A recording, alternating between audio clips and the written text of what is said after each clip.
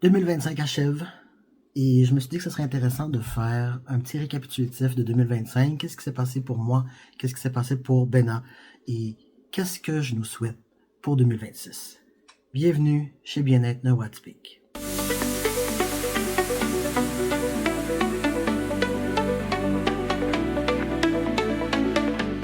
2025 a été toute qu'une année pour moi.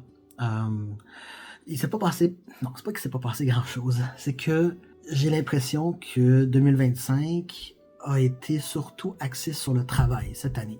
J'ai pas l'impression que j'ai fait beaucoup de choses à part bâtir Bien-atypique. Mais avant de dire d'où je suis parti depuis le début de 2025 et où est-ce que je suis rendu présentement, je pense que c'est important aussi de dire, plutôt de spécifier que Benna, c'est la 5e version d'un rêve que j'ai depuis 2019. J'ai été diplômé comme intervenant psychosocial en décembre 2018. Et à partir de 2019, c'est ça que je veux faire. J'essaie d'être un créateur de contenu sur la santé mentale, sur les relations et plus récemment sur la neurodivergence. Donc c'est presque 6 ans à essayer, à me réinventer, à changer de brand, changer de nom, changer de tout, pour essayer de trouver qu'est-ce qui me ressemble, pour essayer vraiment de faire de ce rêve-là une réalité. Puis je peux dire qu'en 2025, j'ai réussi. J'ai réussi à faire ce que je voulais. Je suis pas au bout de mon chemin, mais j'ai réussi au moins à faire ma place. Puis pour moi, ça c'est super significatif. J'ai commencé 2025.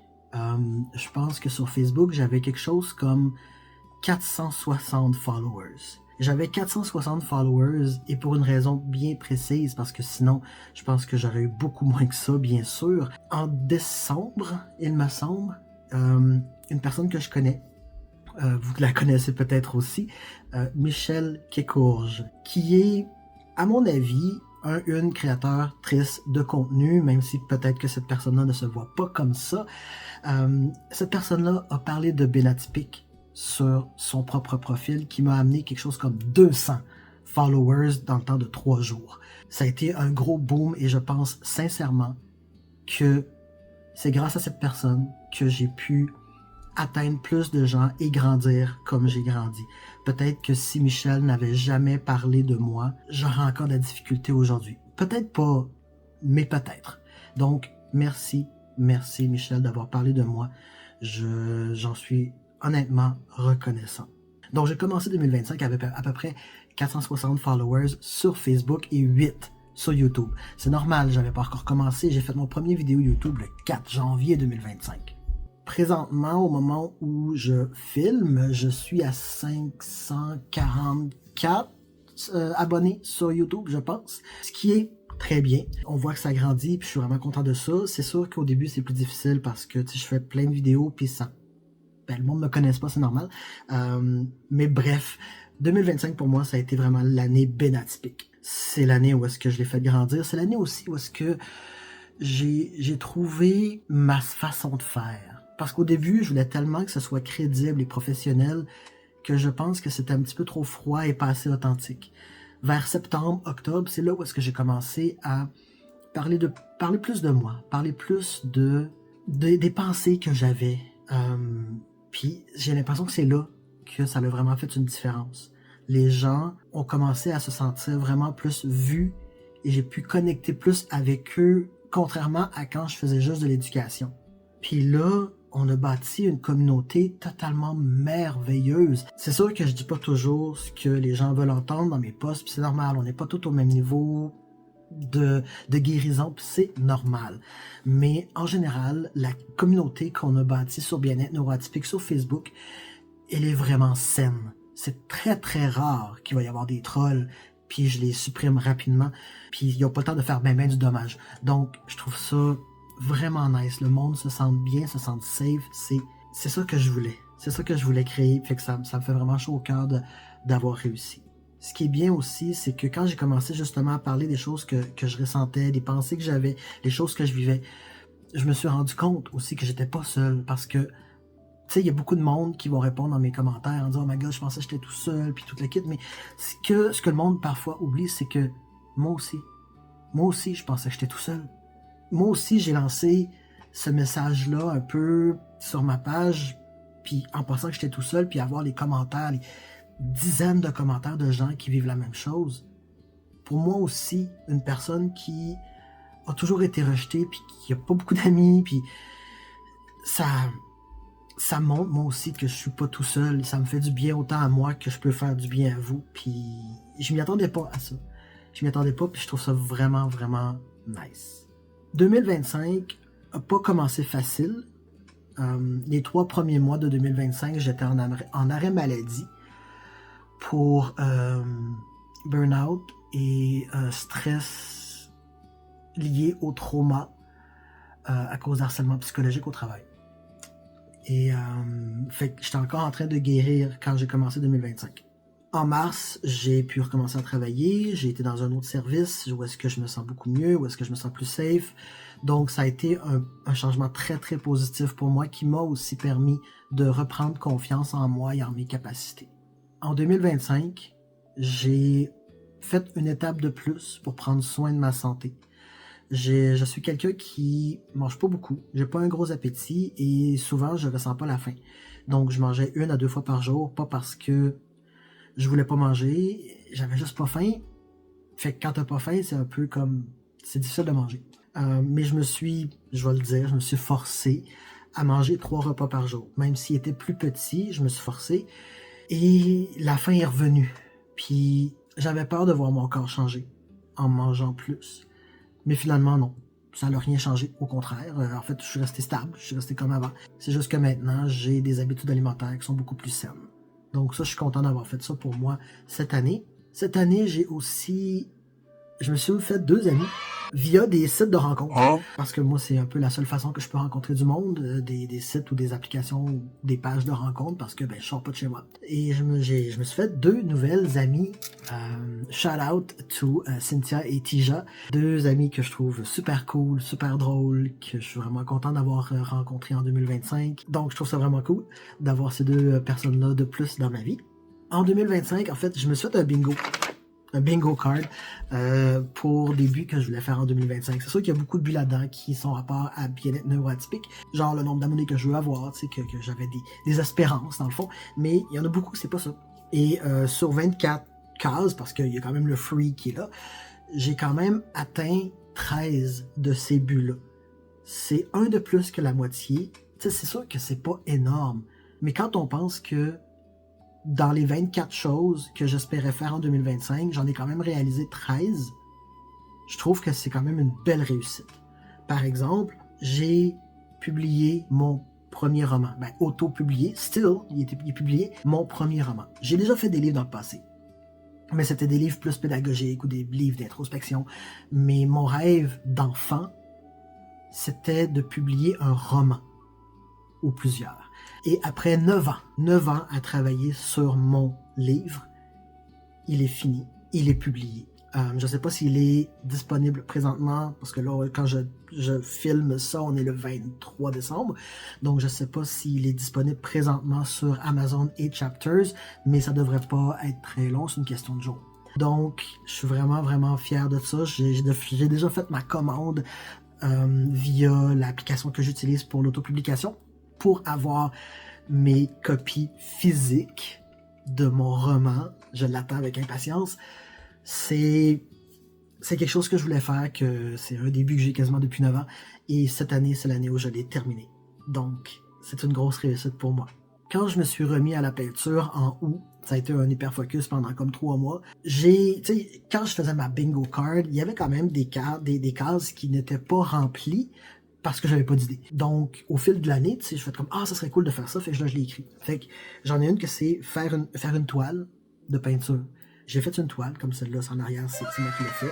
Il y en a d'autres ici que c'est moi qui ai fait. J'en ai fait tellement, ça a pris tellement de place dans mon salon. Et en faisant des toiles, je me suis dit, ce serait cool d'en vendre. Ce serait cool de vendre une de mes toiles. Ben, Colin, c'est arrivé. une personne qui me connaît depuis back then sur Twitter, bon, depuis des années, elle a tombé sur mes TikTok personnels, où est-ce que je montrais mes toiles, puis elle a dit « Wow, j'en veux une ». Donc, sur ma bingo card, il y avait vendre une toile, mais crime, c'est arrivé, j'ai vendu une toile. C'est pas quelque chose que je veux faire professionnellement, là, c'est juste un trip. Ça serait vraiment cool que quelqu'un aime mes toiles au point où ils veulent en acheter. Et c'est arrivé. Donc, j'ai vendu une toile, c'est vraiment, vraiment cool. Si ça tente de faire une bingo card, ça, c'est pas obligé d'être des grosses choses. Sur ma bingo card, j'ai d'aller faire une date dans un restaurant de sushi pas loin de chez nous. C'est tout. Puis, on l'a fait, puis je l'ai barré. C'est pas obligé d'être super gros. Ça peut être gros, mais ça peut être petit aussi. Ça peut décider de, je sais pas, faire le ménage d'une place que ça fait longtemps que t'as pas fait le ménage, d'avoir justement une date dans un restaurant X. Ça peut être d'accomplir quelque chose, ça peut être d'acheter quelque chose. C'est peut-être quelque chose que ça fait longtemps que tu voudrais acheter, ben là tu vas le budgéter, puis en 2026 tu vas pouvoir l'acheter, ça va être comme une case de cocher. Il y a plein de choses que tu peux mettre, n'importe quoi que tu veux devenir, acquérir, acheter, apprendre, expériencer, n'importe quoi tu peux le mettre dans ta bingo card. J'ai déjà commencé ma bingo card de 2026, qui est aussi beaucoup tourné autour de bien-être neuroatypique, mais c'est parce que c'est la job que je veux faire. Fait que c'est sûr qu'il y a beaucoup de buts qui sont là-dedans, mais il y a aussi d'avoir mon permis de conduire. Oui, j'ai pas encore mon permis de conduire. D'avoir mon jardin intérieur, tu sais, des petits trucs comme ça. Fait que ça, c'est mes bingo cards, qui en a 13 que j'ai faites sur 24. Et je trouve que c'est le fun, c'est des petits buts. Puis, tu sais, ça te montre que t'accomplis dans une année. Souvent, on voit pas tout ce qu'on a accompli dans une année. Fait que des outils comme ça, à mon avis, ça permet justement de montrer qu'il se passe des choses. Même si tu as l'impression qu'il se passe pas grand-chose, tu as fait des choses dans ton année. Il y a aussi mon livre d'introspection que j'ai déjà parlé, où est-ce que c'est une question par jour pour 1 an. Ça te montre justement à quel point tu évolues dans une année. Puis tu sais, c'est pas grave de pas atteindre tous tes buts. Tu sais, par exemple, encore une fois, dans mon bingo, il y avait d'atteindre un cash down pour une maison. J'avais un montant X pour un cash down, puis je voulais l'atteindre cette année. Je ne l'ai pas atteint. Mais je me suis rendu à 94% de ce montant-là. Non, je ne l'ai pas atteint. Mais c'est une belle réussite quand même. Tu n'es pas obligé d'atteindre tous tes buts ou aucun de tes buts. Parce que tu vas avancer de toute façon. Puis avancer, ça vaut quelque chose. Tu sais, même si tu te dis, moi j'aimerais ça faire telle chose, puis que tu fais juste t'y rapprocher, ben c'est déjà ça. Il faut aussi voir les victoires. Les victoires que même si tu l'as pas atteint, tu as avancé quand même, et cet avancement-là n'est pas perdu. Une autre chose que je suis fier de moi pour 2025, puis c'est vraiment personnel à moi, ok? C'est pas par rapport à vous, c'est pas par rapport à whatever, c'est par rapport à moi. À cause de mon arrêt maladie, ben, j'étais sous médication, j'ai pris des antidépresseurs pendant 1 an et demi à peu près. Puis en 2025, je me suis senti solide et safe assez pour les arrêter. Les antidépresseurs, j'ai absolument rien contre ça. C'est vraiment un outil qui aide quand c'est une période difficile. Mais pour moi, j'avais besoin de les arrêter quand j'étais à la bonne place. Ce qui est arrivé en septembre, octobre, novembre, parce que je l'ai quand même étiré, mais je peux dire que depuis octobre ou novembre, je me souviens plus, je les ai arrêtés et ça va bien. Puis je suis content parce que ça veut dire que j'ai été capable de stabiliser ma vie et mon humeur et mes pensées et moi assez pour pouvoir vivre sans. Et pour moi, c'est une victoire. Si toi, tu as encore besoin de tes antidépresseurs, c'est good. S'ils sont là, c'est parce que tu en as besoin. Moi, je ressentais que j'en avais plus besoin. Si ça avait mal été, j'aurais recommencé à les prendre sans problème. Mais ça a bien été, puis je suis content de moi pour ça, parce que, pas parce que j'ai plus d'antidépresseurs, mais parce que ça veut dire que ma vie est stable et que je me sens bien. Puis, pour moi, c'est significatif parce que pendant mon arrêt, je me suis vraiment perdu. Ça m'a détruit, tout ce qui s'est passé. Donc, de voir que j'ai été capable de me relever, pour moi, c'est une grande réussite pour 2025. En 2025, j'ai une amie qui est revenue dans ma vie. Une amie que je connais depuis que j'ai 18 ans. On s'est connus sur Internet quand on commençait tout juste à aller sur Internet. J'avais 18 ans, donc c'était en 2000. On s'est perdu de vue pour raison. Puis elle est revenue dans ma vie. Puis je suis vraiment content qu'elle soit revenue dans ma vie parce que c'est une personne très très importante pour moi maintenant, qui est très très proche, qui amène beaucoup de positif, beaucoup de beau dans ma vie. Je vous en parlerai peut-être plus en détail éventuellement, mais pour le moment, c'est une partie que je me dis que c'est pas le temps d'en parler encore.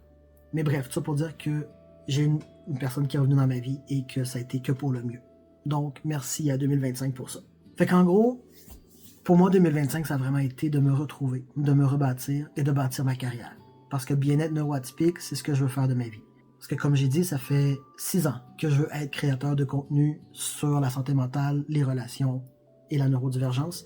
Fait que de voir que c'est en train de se bâtir, c'est drôle, mais j'y crois pas encore en fait. Tu sais, je dis que je suis reconnaissant et tout. Oui, ma partie rationnelle est très reconnaissante, mais ma partie émotionnelle, j'ai de la misère à y croire encore.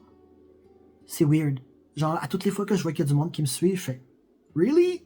Oh my God! » À toutes les fois qu'il y a quelqu'un qui s'abonne à mon Patreon, même si c'est pour le palier à 3$, je suis comme « Really? Il y a vraiment du monde qui aime ce que je fais au point où vouloir me donner 3$ par mois? » C'est... À toutes les fois, j'ai comme il y a juste l'expression en anglais qui me vient en tête. « My heart skipped a beat. » Genre « Really? » Ça me touche tellement.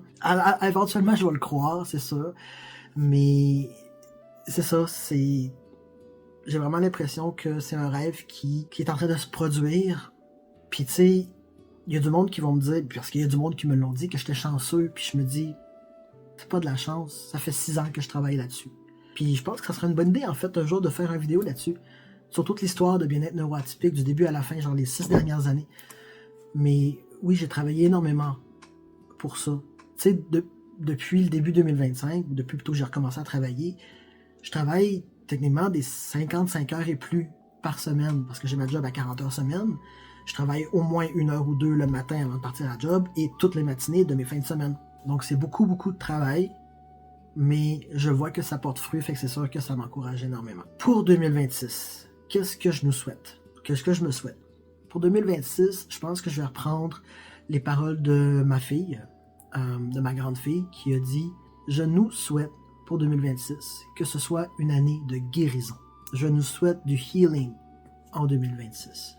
Pas nécessairement d'atteindre 100% de guérison, mais je souhaite à tout le monde qui m'écoute, à tout le monde qui me suive, et à moi-même, une année de guérison. Une année où est-ce que on devient un peu plus zen, où est-ce que on va chercher un peu plus de paix intérieure, où est-ce qu'on se trouve plus dans notre communauté, où est-ce qu'on voit qu'on n'est pas tout seul et qu'on touche un peu plus à l'humain. Parce que, tu sais, des fois, je fais des posts qui parlent de ceux qui font du mal. Genre, ceux qui font du mal sont aussi des humains qui souffrent. Puis des fois, ça passe mal, ça, puis je le comprends. Parce que quand on souffre, on n'a pas envie de voir la souffrance de l'autre parce qu'on est déjà occupé avec la nôtre. Tout à fait valide. Mais ça fait quand même partie de la guérison. De voir l'autre comme un humain qui souffre aussi. Donc, je nous souhaite en 2026 d'avoir cette ouverture-là. Ce que j'aimerais faire en 2026, bien sûr, c'est de continuer ce que je fais, mais plus encore. J'aimerais ça faire des lives. Je sais pas où, je sais pas sur quelle plateforme, YouTube, Facebook, TikTok, je sais pas. Mais j'aimerais ça connecter plus avec vous comme en real time. Fait que je vais voir à quel point mon énergie me le permet. Bien sûr, j'aimerais ça faire plus de contenu, j'aimerais ça faire des podcasts, j'aimerais ça repartir mon projet d'être humain que j'ai déjà commencé à prendre des noms pour le faire. J'aimerais faire plus de livres. J'aimerais éventuellement faire des cours, genre en module pour, je sais pas, apprendre nos relations ou apprendre à avoir plus d'introspection, je sais pas. Mais j'aimerais vraiment faire plus que ce que je fais là. C'est sûr que pour ça, il va me falloir plus de temps, il va me falloir plus d'énergie, mais je veux continuer dans la pente montante de bien-être neuroatypique. Je vous souhaite que 2026 soit votre année, où est-ce que vous reprenez le pouvoir sur vous, où est-ce que vous retrouvez une certaine paix en dedans, que vous rebâtissez ou bâtissez from scratch, une vie qui vous ressemble, que vous apprenez tranquillement à vous détacher de ceux qui vous font du mal, volontairement ou pas, détaché physiquement ou émotionnellement, parce que les deux fonctionnent. Je pense que c'est pas mal ça. La guérison. Je pense que tout rentre là-dedans. Je vous souhaite un 2026 de guérison. Parce qu'on en a besoin. On a besoin de se tenir ensemble, on a besoin de s'entraider, on a besoin de se comprendre, on a besoin d'arrêter de déshumaniser les gens, on a besoin de recréer un esprit de communauté.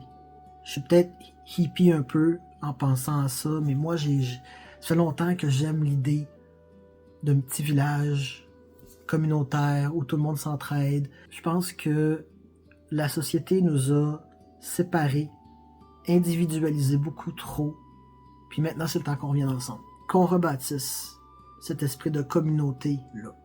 Que ce soit online, que ce soit en vrai. Puis c'est un peu ça que je veux faire avec faire plus de live, c'est de créer encore plus cette communauté tissée serrée-là, puis d'amener plus de gens. Parce qu'on est tous blessés, mais on peut se relever ensemble. Pas en pilant les uns sur les autres, mais en s'aidant à se relever les uns avec les autres. Donc là-dessus, je vous souhaite un magnifique restant de 2025 et une année 2026 encore plus magnifique. Puis j'aimerais savoir en commentaire, de quoi êtes-vous le plus fier de 2025?